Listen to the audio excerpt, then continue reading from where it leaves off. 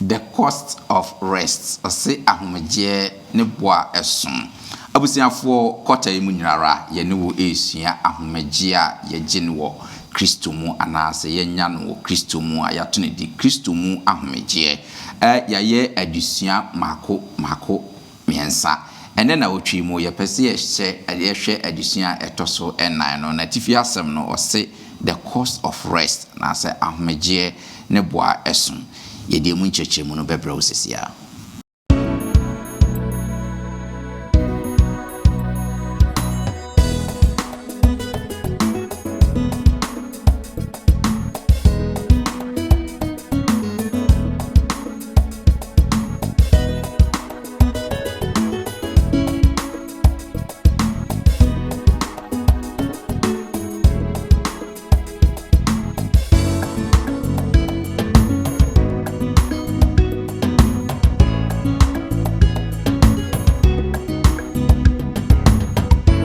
So they kwakoye ajapade no say e chese ahomegye eka ebi wo ho as part of the sacrificial system no mu use Nigeria hyssop editive onya ye wie so na ma ye fili say ni da so bia ni ho bia die mra wo nche ni e maji boni fifiri enuano this is the message a esi edeko yo omande hye abusiafo ye besan amamo akwaba bion na afe ye de enchia sonko efri ye ngaje nkopa Yesu Kristo nchen e de ama moni abusiafo ye beda mo asesonko kwanso se de biara nso mode mafidie edito London Ghana memenda akwanhwefo Sabbath school and afe trust mu empensen mu the whole of this quarter in fact ye share disua na se no meka se sa disua ya ye menye wadwen se ubeyi hu afri ba kokra mu trasa odo hu be hye nyina mu because daadaa ya setena mu adisua onwu se oye adwuma saa wonje wa homeda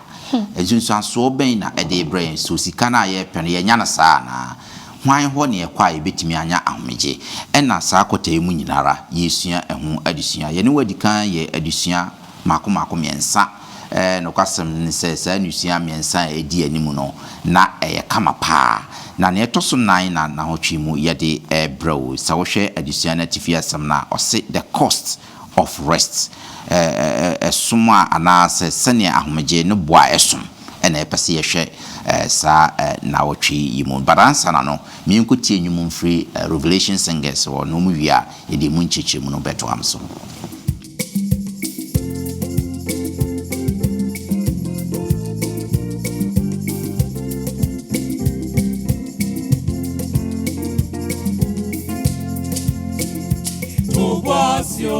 no nyamini mbrinya endinde hawo na Jesus wa yefio so bibi eso yeho wa yana afisi sempre no beshe weni monyawo Jesus kema wuso eyo senchireni ya mama se hunu se uwo nyamyo Toboasio no nyamini mbidia Endinde hawo na Jesus wa yemio So bibi Eso yeho wa yana Afisi sempre No beshe weni monyamo Jesus kemba vuso Neyo senchireni ya mama Se unu se ugonya sorry Jesus ni muhaunina afisi sepire no beshe weni monya mama se unu se ugonya sorry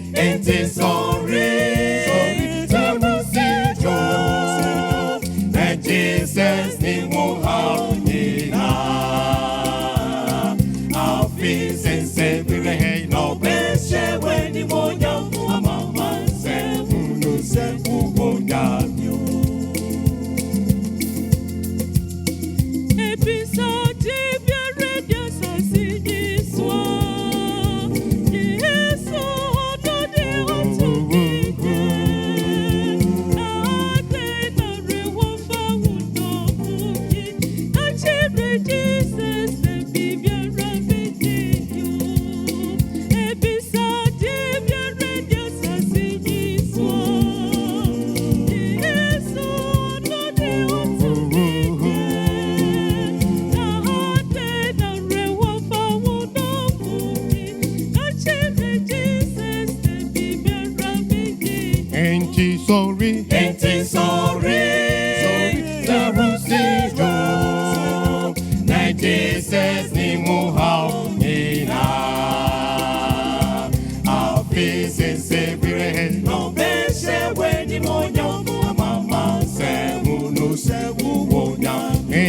sorry,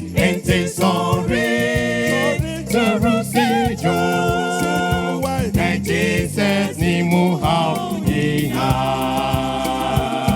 Our feet and say we rehein no beshe when you monya mama se unu se umonya myo.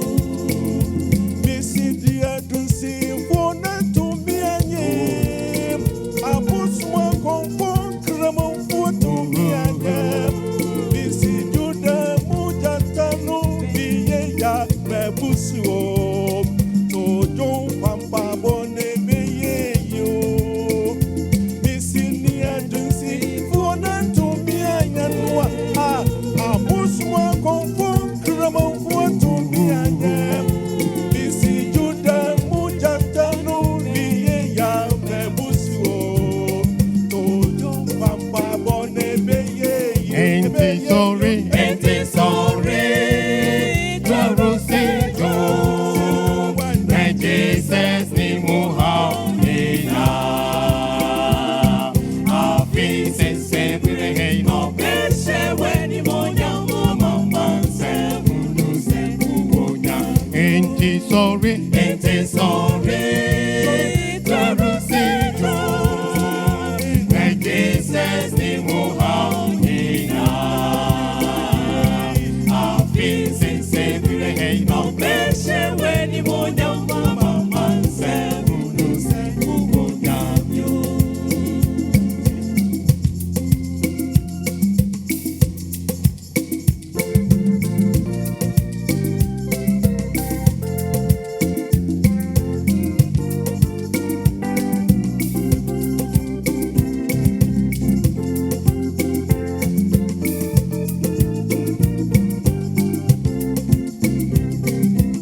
Ain't he sorry, Jerusalem,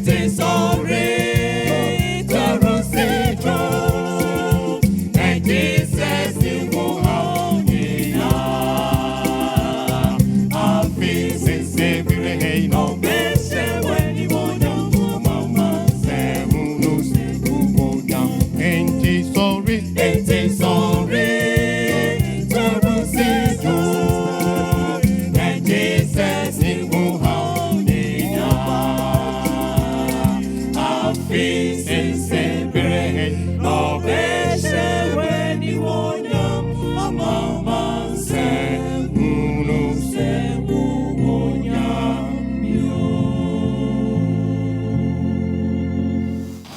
Yɛda yɛ nuanom Revelation for ase enwuma a ɔmode abrɛ yɛn. Wɔse the cost of rest. Ma yɛmmɔ mpaeɛ na anaasɛ ma mendi kanda ma begwafoɔ no adi nkyerɛ mo na yɛwie a na afei yɛabɔ mpaeɛ na yɛahwɛ yɛn adesua ne mu. Mede mo somfo Bismarck Mensa. Ɛnɛ Nyankopɔn adom nti mesan ɛwɔ Elder Kwamna Kyerɛ ɛwɔ menkyɛn ɛwɔ ahasei ɛda yɛma wakɔ aba sɛ ɛnɛ nso waba sɛ yɛmfa adesua yi mfa mbrɛ yɛtiɛfoɔ meda ase paa sɛ yɛto nsafrɛ wɔ abɛtumi aba na mebɔtra mekɔ Sister Agnes Tete ɛna ɛti mfimfini no Sister Agnes nso ɛyɛ a na wɔ ɔba baako ana yasa akyɛ kakra no wasan baako ɛnɛ ne baako ɛyɛ ɔba no wasan ba bio ntichi isage yɛma wakɔ aba sɛ ɛnɛ nso waba great ɛda sɛ yɛhu na mebɔtra Elder Jafet Obisi amankwa na te ɛto no ho ade ɛda de bia yɛ ne ɛda na ɛyɛ sa addition ɛda yɛma wakɔ aba great madam asepa sɛ munyina maba abusiafo mo nso yɛbɛsan ama mo akɔ aba soronko kwan so yeni kan yemmo empire na fe yemfa yadisia no enhyehyɛ so istage obɛbɔ mpaye amaye pamtwa yemmo mpaye yenya kopon ya bankese koso adawase eyi wa ya kanfo din sɛ ne soso ayɛ opɛ ne ba besua ho nsɛm ye de ho nyina hyɛ ho sɛ so sɛ bɛkasa fa yemu ne so pa ne sɛ ma yenkasa ne nyɛ sa matiefo so nyɛ tiefo ayɛfo no ma nya mfifo amfa na ada wo ho ne so ne sɛ ma yenya wo humi mu humi wo mu ɛwɔ wadom ti amen Great. Abusiafo ye share the cost of rest. Ahomegye ne boa eson.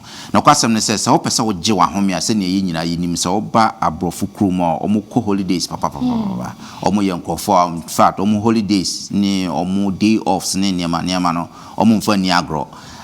yɛba afoforo no wobɛka sɛ krofo do almost sika kwa na mo akɔtena baabi beach baabi na mo boka yɛde pesika kosi danyo yɛ pesika kosi asase na ogya ko holiday na yɛnte ɔmase sɛ ɔmo boka pa ɛwɔ holiday obi timi tie sika afini nyina holiday sika obi nkora kɔ bobosia sɛ ɔde bɛkɔ holiday no akɔgye na home in fact krim krampo sɛ ɔkɔ bobosia na aka sɛ ɔde kɔ holiday yɛde ma wontem sense wo de kwa koye ajapade na se eche se ahomegie eka ebi wo ho na ene no ye pese ye hwe ahomegie nipa bi a owo trose mu a onyankopon afa no se na damfo ono nso pe se obegye na home no eka obo wo ho ene ye pese ye hwe na fe ya hwe adusua a ye betimi asua afri emu ye hwe ye nka abosam no ewo Psalm 51 verse 10 na fe yenhye yedisuan ase Psalm 51 verse 10 sister age so aye kradwa wancho mi entia kenkasem onyankopon bo akoma emutie mame na ye honhom foforo asietim wo mimu amen amen great say onipa ya ye ba kan ho asem yi na mpaebo no mu fa bi ene ye tu a ye de ye yanka abosem yi obia nimsa mpaebo in Psalm 51 no say David asem na ye be ka ho asem yi di kan hya ase ne yenhwe sa adie ya esi wo David abrabo mu yenhwe bone a oyeye nsunsanso a ede baaye ene okwan a ofa so senka bone a oyeye obekata so na fe abasem ni nyina na de betimi asua afrimu enti yenka ho kakra bi 2 Samuel chapter 11 1 to 5 na fe yenkasa ho amchawo mi enti erade asem na afi bi mu wo opebren fitiase a ayemfutu sanumu no David suma Yoab a ne nko aka ne ho ni Israel nyina se onko sai amonfo na onko to Raba na David de otena Jerusalem na dabi anwumra David sorry free ne mpaso na onenam ohene dan atifi no ofri edan no atifi ho hunu oba bi se odwarie na oba ne ho ye fese na David mama okobisa oba no asem na waka se eye Eliaba Meshiba hitini Uria yirenie na David suma obofo ma okofa oba no ba ne nchen na one no die na osane ko ni fie na nso ebrani mu na wadware ne ho afri ne nsabuo no mu na oba no nyinsane na osuma ma okoka kire David se na nyinsan amen amen Ada Jeff mamemfa won sha ase wo ha ye hwe the cost of rest so hwe David abasem ya edien na ye fa afrimu adusua ben na ewo mu e wo hase edemaye yo minia Bismarck ya wasibio se wo hwe adusua na ya ka ohome ehun hia ene ehun hia se wa home a at times a day ana hu hia a day praying na so sa adusua e ma ye hu se ohome bi a David ko home ye no ehun susan so ana se ehun aketua no na brother ne ususu ye ho eno ne sen eno ne nia yenua ba age e kan ma ye se de nim no tete no na wo kwa akon na Bible no kan say we na ye mre a ahemfo ko ekon na nso de kopie mu ni say David de o na dwen say sa okon we no onko obema Joab o ye ne sra fo ni nyina no pani no ebedi sa okon nanim na ono de watena fie adwojo ne kra ho na de kopie ani say anadwo bia aso homi ni ho ne ho hia no ti o soro ne je onenam na bansoro so a okohu se oba ba shiba edware na okobisa na se Bible is na ho ofe na oye be ma no ho oba ne ho ofe no se bio wentumi enyi nani o sanso ma okobisa na se ne ka che ne se oye uri ayire na nso eno no so no ampusu no yakoba ya ne se oni beshiba edai na Bathsheba ekonyinsɛn yɛ na adesua edika ye hu wa ha ne sɛ ɔhome a ye nyinaa yɛ ka sɛ hu hia no sɛ na one calculate ni ye a obetimi afa ɔhome no at the wrong time. That's right. Na ɔhome no e de ɔka abrɛw yɛhwɛ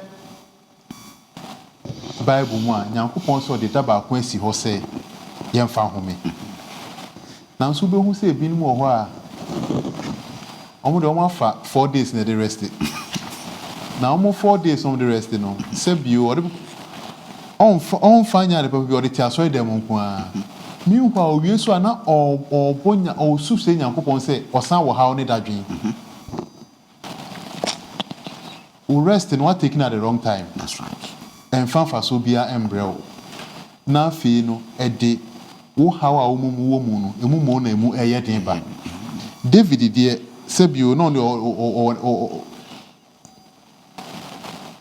ɔde ne ho like o ahode but ha na costo no de kun ya ne say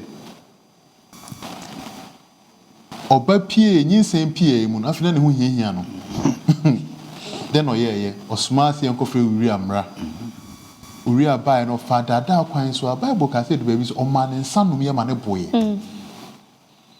ohini a wonim se Nyankopon ahye se ensa ai no odin no ma ye nom no ode bi ma uri a se oboa na ni so be ne he who are you no akofie no ne ne ira koda asa nyinsen no akoye uri ade nanso Bible che say na uri was onokwafo na empendodo a David share no epe akwan dada akwan bi so se onko fie nkoda no oka kire ne se miwura nyame apamadaka eni Israel eni Juda fuo enyina no edada intenti mu eni esreso mefa ne say on the field Joab ye commander akra no eni menuanu asujafo wonda baby a ohudwo won meye den na me de me kofie koda me yere echi Yes.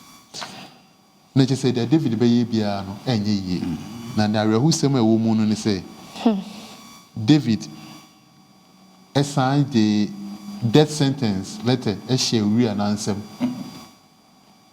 na ekowie no bone kwan so emsa addition be cover ho but I think that the most important thing person is to say who me bi wo ho a wo fa no at the wrong time a e de cabrel e de how brel David fa who me bi na wan fa no kwan paso and I say mrepam e de how brel yan kasa so no say who me bi wo ya brabo no say and I say decisions bo ya brabo na yan taking at the right time in the right way e de how brel na o see you this efim You me da say pa Pacho minka bibi kaka Sade o ya ade ye ewo nipa ho aya na ye mare ho. Se ye hwe Hebrews 4:13 o se eni ade bia ho na ho. Ade nyina so bia we Awurade anim. Enso se enipa yetumi ye bibi na ye se ade se nyame. Se me ye bibi na eda enhu krampa me mpese obehu. Ba nyame a onim ya adwen. Psalm 139 say the intent of our hearts now on him. Or say Awurade bibia ni ho asie ni esumpo ya han ma no. Enti David ya na adwen say obekopa so. Yeah. Every enipa anim ba na ni refi say nyame e. Enti me adisi oba kwa say wa ha ni say ye hu say ye bone. Na so obia ni wa ye nka say nyame wo ho. So wo yo Kristoni a wo yo Kristoni amapa when obia ni ho na wo ya adepa. That's right. Nyame hu ye mobone hu say nyame wo ma nyina. Em say one of a year man what come on here there was say David now was self confidence and self exaltation. Oh no home mu no ofi say me yo hene de me pebia no betimi adai enya ni nam na bansoro ensa bansoro ho no bibi ho no mo azi ehwe ni ye pa fi de Nebukadnezar e ho ano ko gina ya ono so ko man ho so ko kan say Babylon kesi amesie ni hwe David so ono so ko nam na bansoro pedo ko hunu obeira ono so ni ko je ho eni ntino adesua na peso che be the cause of rest ohome be na wo home so wo home wa Awurade mu anase wa ye wa ha no yenye ese ye ko Ghana nipa bebre ko Ghana ko fa o ha ne amane hunu ba obi wo ho wo ba no de yare obi wo ho obeba no na enkwala wasa konyin se wo Ghana kura na ebru no afi wo de siesie na yire e ba ne sa na ahomeji akoje ye no akoye very costly amount wuti ho kura wo ye dey enti ena o se hwe ni ye se brebe ene sei ene se meje mahome meje no nyame mu ebiji ya home e wo se de eda kan yi okotena hotel no anom nsa obi ekotena ba no akonom nsa no wabo meje mahome edie ben sunsanso ena ho je na akoje no hotel na restaurant no e de bebre wo no kan wasem the cost of it sunsanso e de bebre wo no ena so odwunu ho se meje mahome e wo nyame mu ana ana ba jo se eda kasa na ka se no yo hene odine ho enti adison ba ko sabe se hane se wo authority se wo your software somebody whoever se wo ye busia ti grandpa eni kwan se wo ma tumidie se tumidie ebedi busu a wan hwa na wakoye bibia enye ana ba yimfo ka se obonsam ense enye adwuma no obonsam mani biye enti ye hwe ye mre eni ne ye obonsam a metemti ama yamfole yo Madam Wase, Mumua Nina, Ajidi for Sene, Addition, AC Cono rest, no, but there's a cost to it. Say one take the right rest, Ebina David, ye, Sianina, Nayan, so ye, Famu, Abba.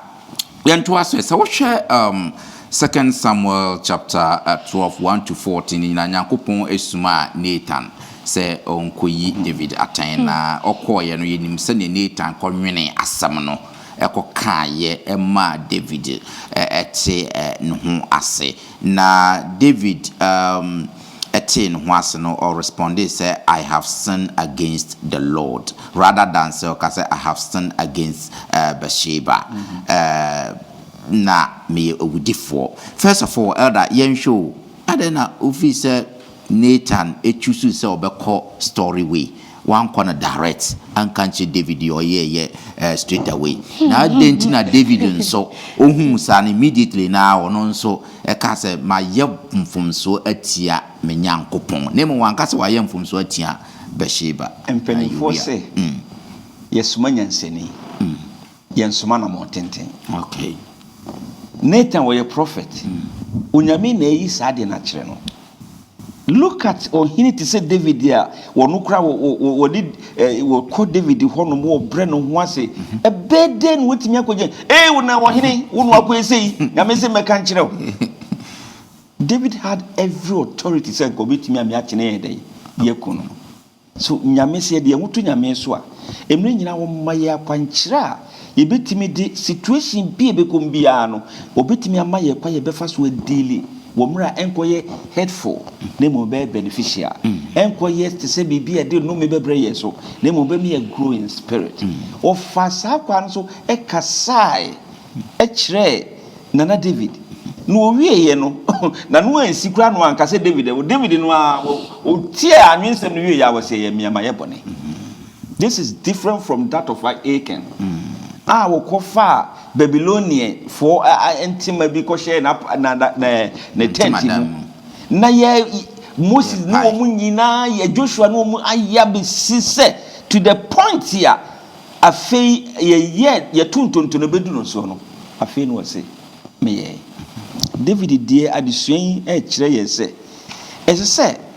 ye nya wake up call say ye sorry free ade no ba admit it na wa admit ye no ye hunu kwaye nyame so fa so ne ye dey ye na se de Nathan sik ekoka asem ne de se nkane no da bi na misua na me nansa na misua na me dwon se ya safo mu nkane ma bebre sem bebre wono mu a ye betimi ya kama na ya dwobre si ye fa Nathan honhom kwan so ni ya fa Nathan kwan no so a nkane ma be sem bebre ba ya safo ma ye ntimi nka no nke be ye mre amaye se ye fa nyame akwanso a de ba bi o de ye ko se David cast o say I have sinned what jinin fum so tomu most of the time ye a Christopher no say bibi bakra na ye hu ye ne ye ka bibi a kire ya wan na ka kire wo we put on our lawyers court no yes na ye defend ye ade no so una ye wan na ka kire me wonye asenko bi me ka kire me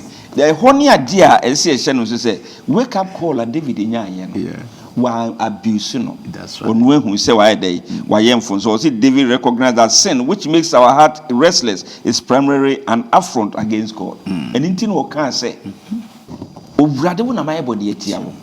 So why ye boni Jesus Christ can say do Nyankopon na do yonko. Ye church bebre say ye demonstration for us to know say ye do nyame no. Ye say ye be do ye yonko nipa. So we know yonko nipa it will be hard so be ka chem say we do nyame. And inti nyame Moses David can say mafom owurade. Mafom we de be yonko nipa me de. Mafom. To nyame no mo aye. Wake up ko bi be ba ye nche bia no. Ese ye som ni ye ko nyame nche mpa bu mo no ense o yes ano.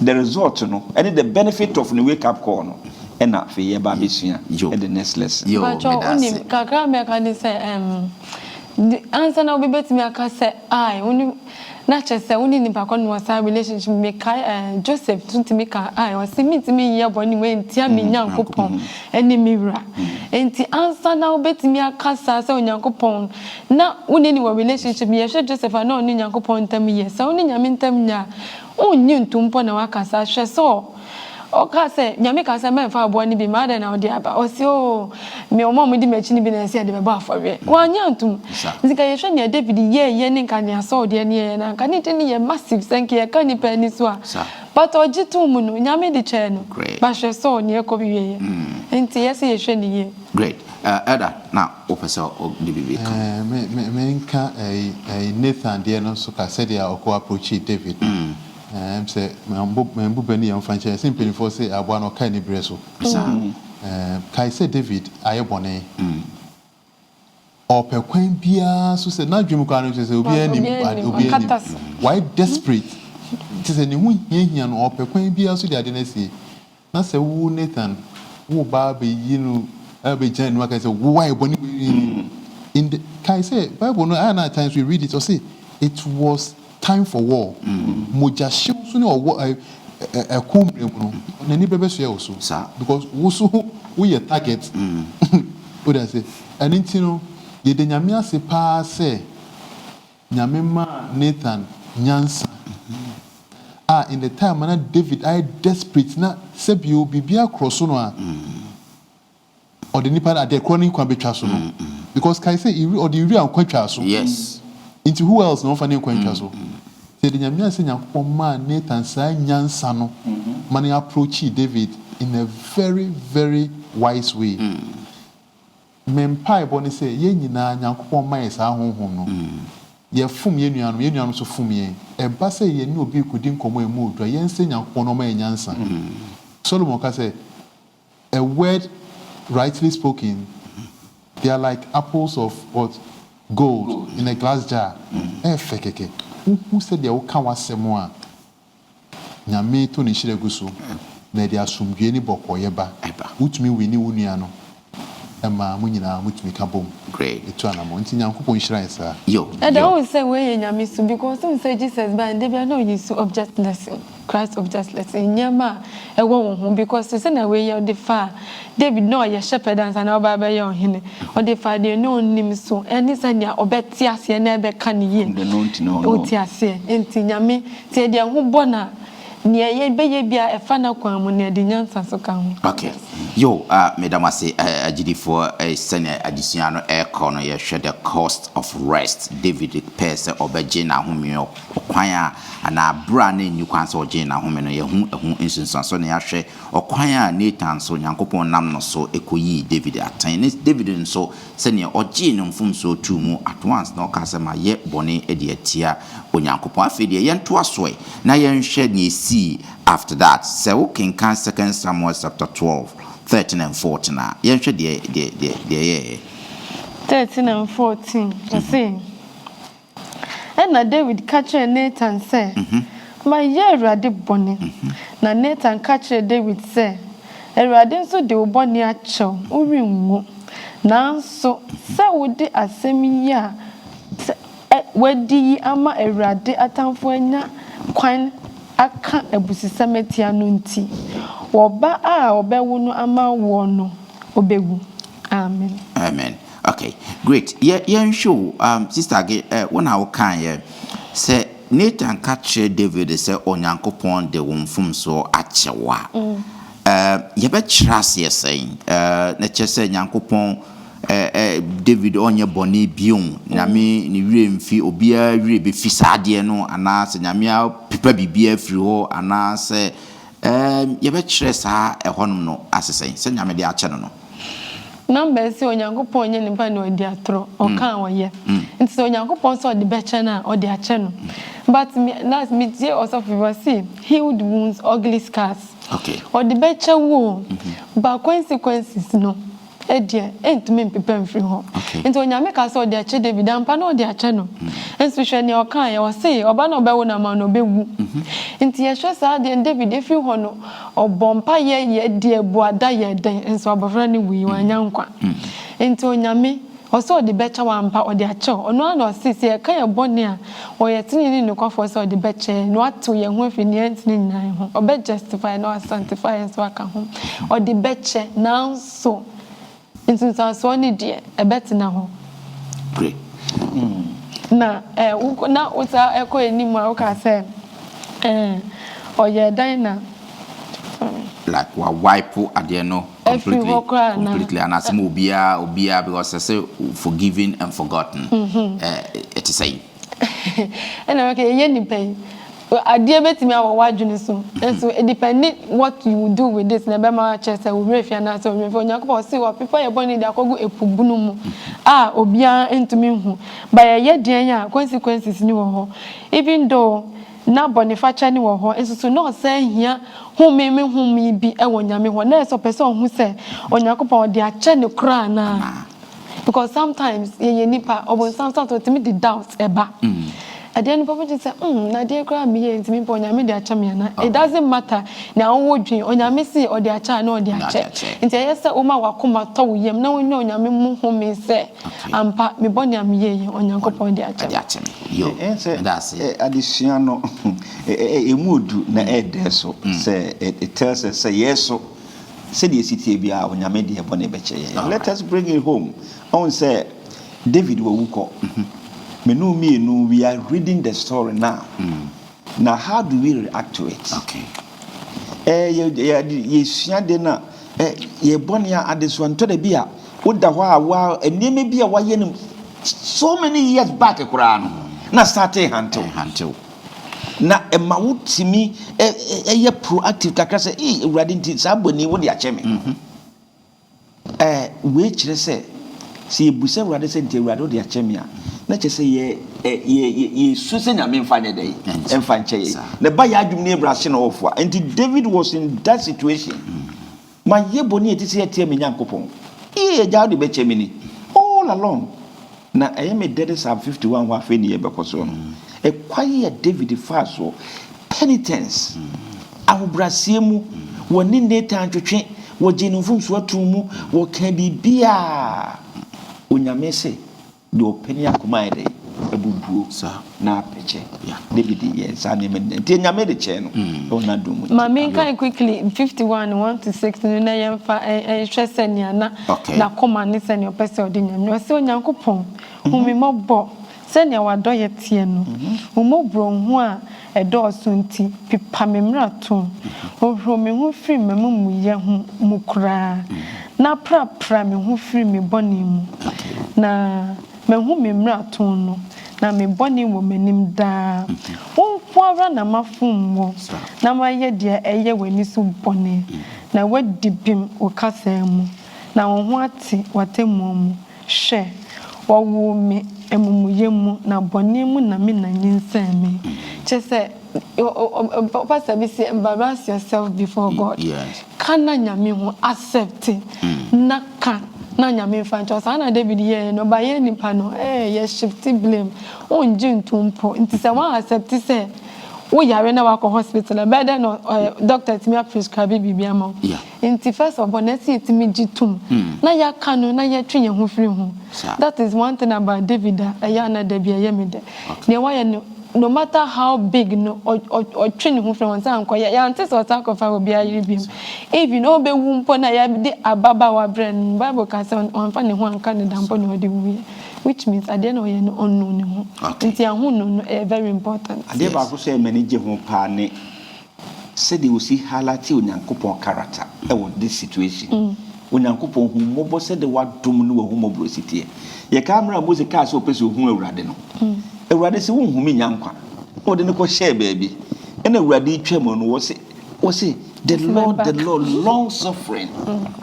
O nyame a wo abodwokyere. Nyame o de bone che. Nyame ohu ne mamobo. This is where David picking that in free. Ohu se de ne bone sitie bia no. Ni nyame no oye abadaye na oye ayemoye na wo long suffering abodwokyere no de bone che no.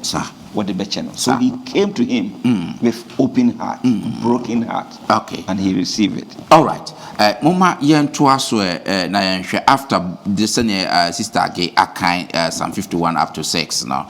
You better also if yen share the David after say what kind of bone what tia say what kind of body no. Obisa Nyankopon chen bibi.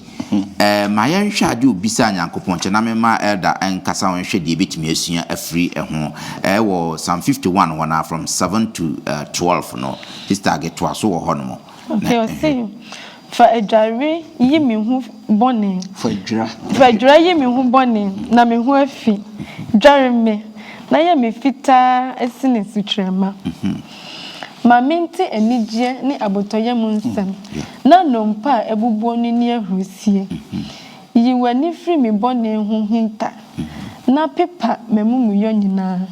Onyankopon ba koma emutie mame. Na ye honhom foforo asie timmomi mu entumi emfiri wanim entwene na enyi wo konkon ye honhom emfiri me so na menya wo nkwagye ho abotoye mu bio na ayemiye honhom nso memu. Amen. Amen. Great. Eda yen hwe wa confess in afi ase o petition Nyankopon or sre bibi efri nyame. Ede na ebetimi asua free David afi o sre efri Nyankopon hoyi. You that's it. Think David now ote bonny ehun sunsun so asiye emudro eye ose bonny fefre ba ha no se Nyankopon afi tew me ho efu bonny nyina ho which he understood the sacrificial system. So without the remission of blood what I say na then na as part of the sacrificial system no mu use dra hyssop the till sprinkle on you to say the till. That is exactly the same picture John painted of 1 John 1 verse 7. All right. Or say, but if we walk in the light as he is in the light, we have fellowship with one another. And the blood of Jesus Christ, his son, cleanses us from all sin. Anytime I ever boni be a best boni fifreno, our intent and our desire should be say, Nyame until on prasa boni fi hokra. And that is what na David na osrewa ha. Say Nyame wo dia cheme de, but mesrewa san koso na hokro sa boni no. Dura me ho na fe me ho ntil. For one kasa wotin ne ye no emom ebe hye me esen me ni pe me se dem ti na sa na o say yeso ye mpaibo eyo say Nyame ya fomo ya se boni fefre. That is not enough. So we ho if boni ho, but in Shranke Nyame say we have the assurance already. Or say if we confess our sins, he is faithful. Or you're faithful and just to cleanse us from all unrighteousness. Great. But also it is the other church and it's amazing. David is say, what tell me who we are? Live in your presence. Yes. Me pese me could live in the presence of any other thing or any other person. When you couple when you na pese metina. Why? Because me ti when you couple when you na me ti una se a wo konko be kire me wa kwan. Na me nkope emfama kwan.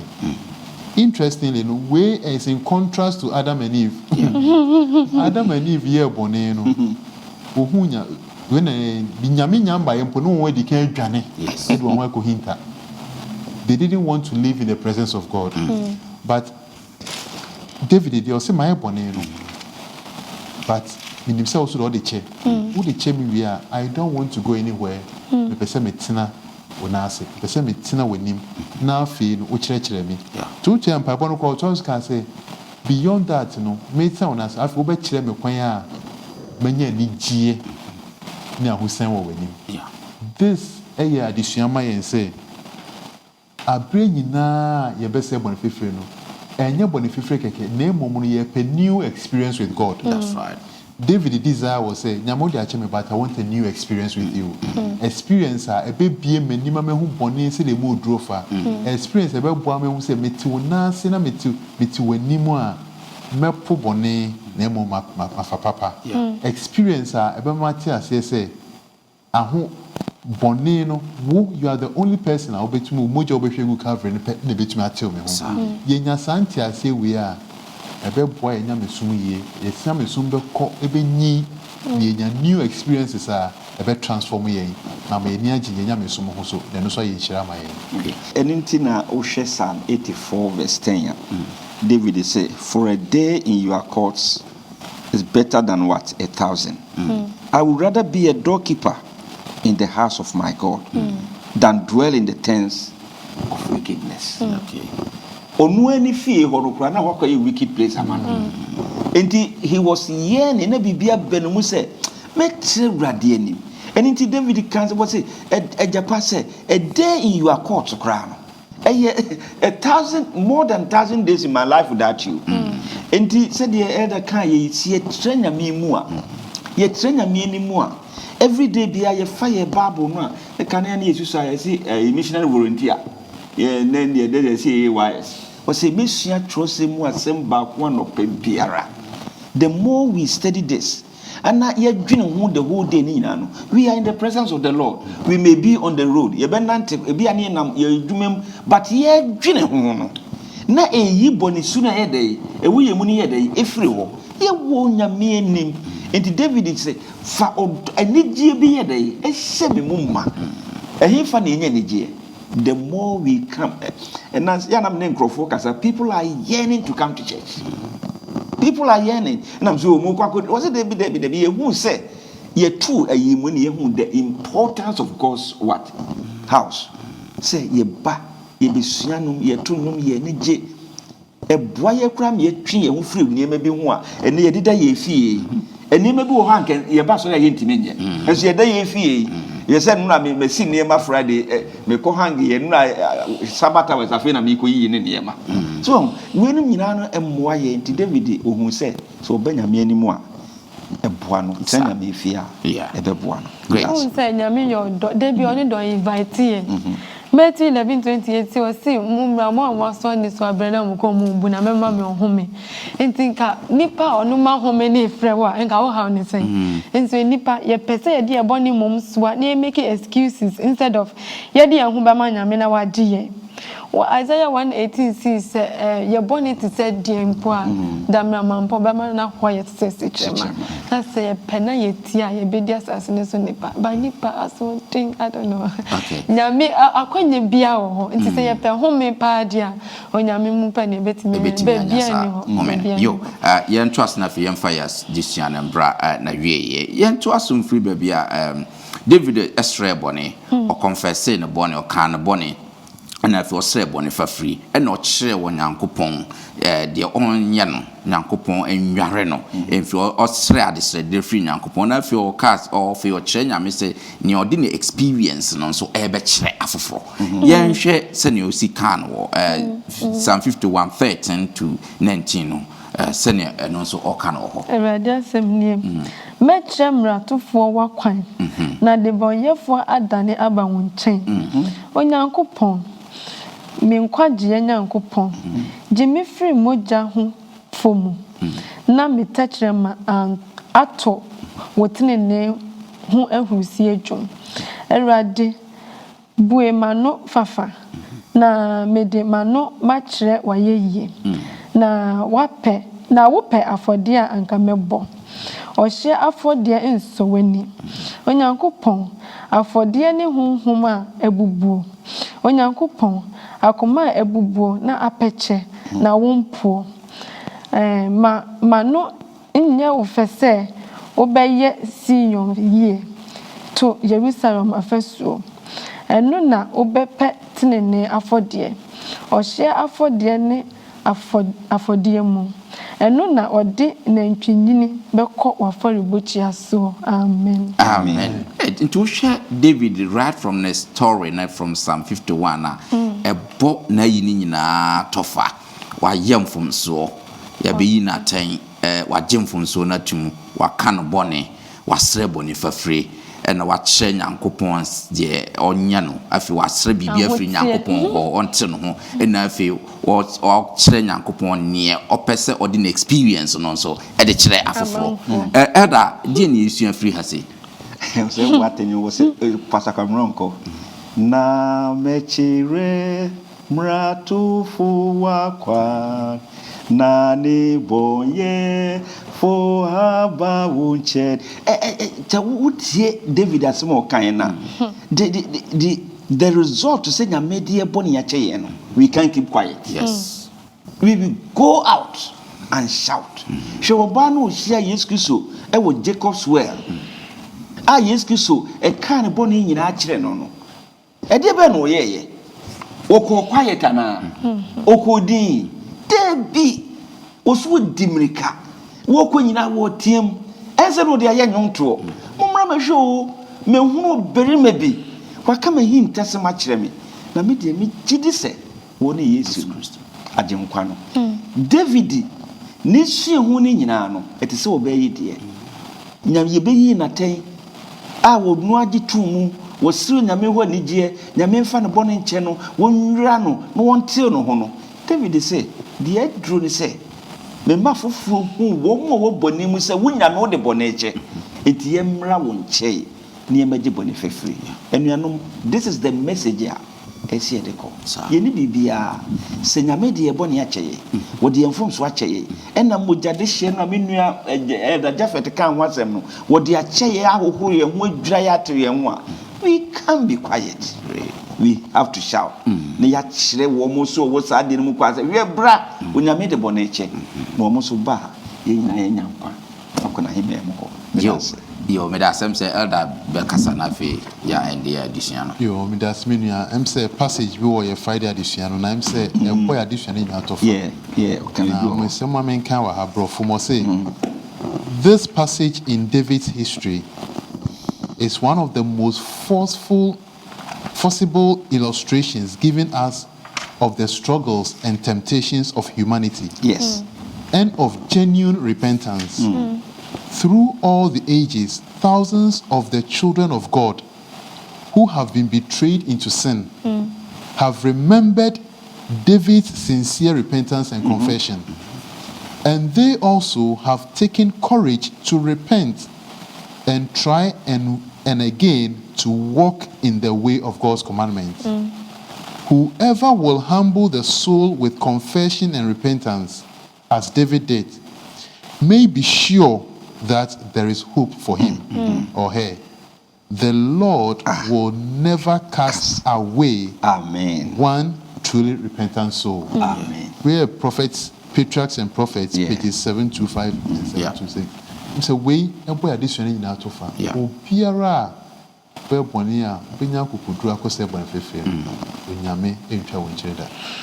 But Chokita Minister Tony said John 10:10 say before baby no asenu na me dem ba sem mo benya nkwanmanya no so na nia yes ye hu ni say obonsam na edwuma ni say ni strategy ni say obetemtie yes mpoba na otemtie no but temptation ni mu no dia na ye say yansia sem no na yantimi amfa anyina no a obenya ye onya ye wie so na ma ye fili say ani da so bia ni ho bio nti ha wo hu mpo na wo de oyo de bonye ni ewu na obegu banyame ahye ye bot say na elder kan David ye no matter what ni obonsam say oye accuser of brethren de bia oboye kwan di wonyame anim nso say jitum ne ba nanima ode ebo ne befe no ba ma ye ohomimo.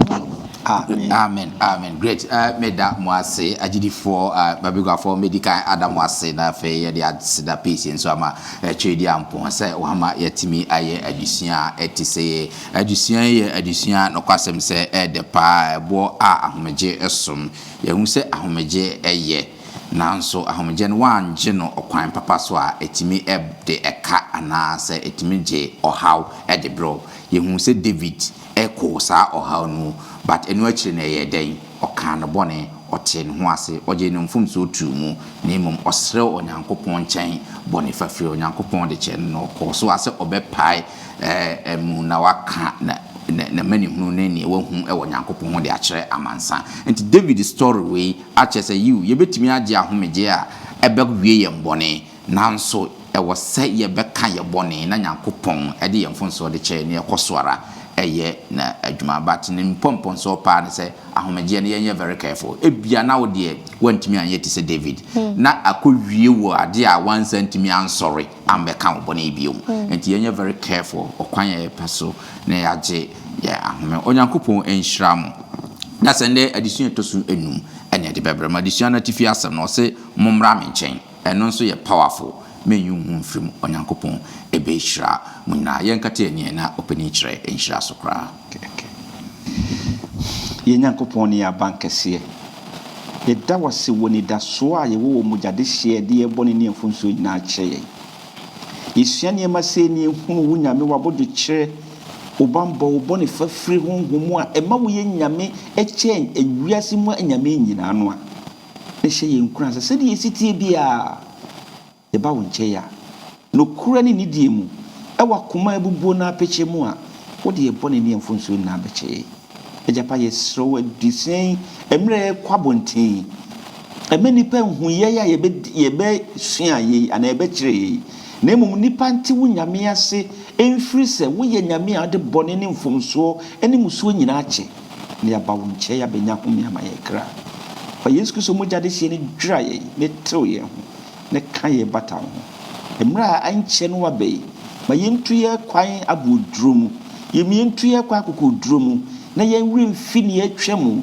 ne ye hwa se ne wanwa ɛho ne enyo nyam he no ewu ma ye da wase odomfo no bohunfo o boni fafiri wo David adisua mu David sua hunu ene ye nyina ye sua hunu mu no ma ye mra wo nkyɛ megye home ma ye kra e wo Kristo Yesu din open ne hoda amen amen